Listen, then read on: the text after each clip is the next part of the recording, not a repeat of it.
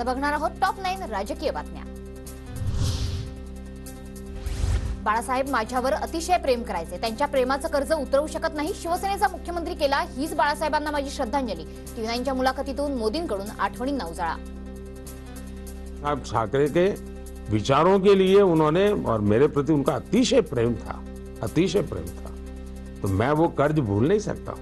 मैं बाला साहब के प्रति मेरी श्रद्धा है और इसलिए हमारे पास ज्यादा एमएलए हैं, फिर भी शिवसेना का मुख्यमंत्री है, वो मेरी बाला साहब को श्रद्धांजलि है। बाळासाहेबांमुळे उद्धव ठाकरेंवर स्नेह, उद्धव माझे शत्रू नाहीत, उद्धव ठाकरेंनी कितीही शिव्या दिल्या तरी त्यांच्या विरोधात बोलणार नाही, मोदींचं टीव्ही9वर मोठं वक्तव्य। साहब ठाकरे के विचारों के लिए उन्होंने और मेरे प्रति उनका अतिशय प्रेम था, अतिशय प्रेम था, तो मैं वो कर्ज भूल नहीं सकता। मैं बाला साहब के प्रति मेरी श्रद्धा है और इसलिए हमारे पास ज्यादा एमएलए हैं, फिर भी शिवसेना का मुख्यमंत्री है, वो मेरी बाला साहब को श्रद्धांजलि है।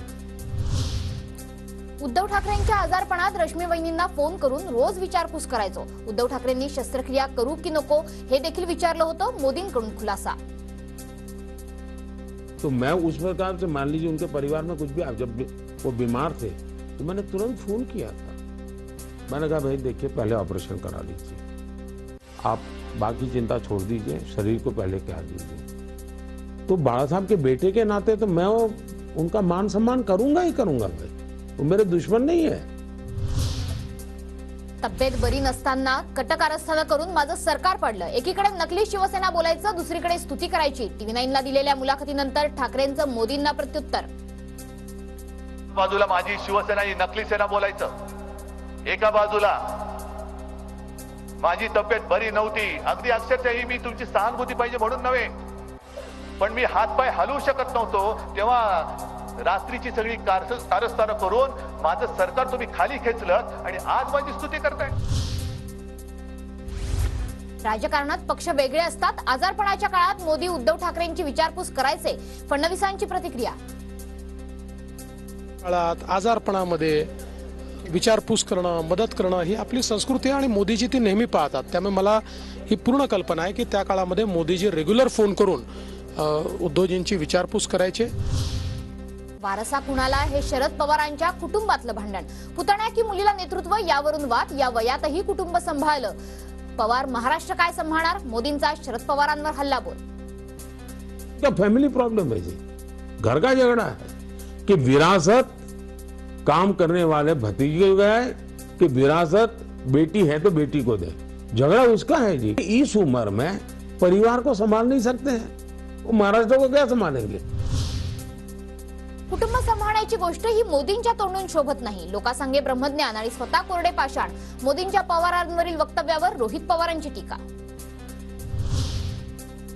बाळासाहेब ठाकरेंची शिवसेना आणि मूळ राष्ट्रवादी महायुती सोबत असल्याने महाराष्ट्रातलं भावनिक वातावरण भाजप सोबत आहे, शिवसेनेच्या सन्मानासाठी बाळासाहेबांच्या विचारांची शिवसेना आमच्या सोबत।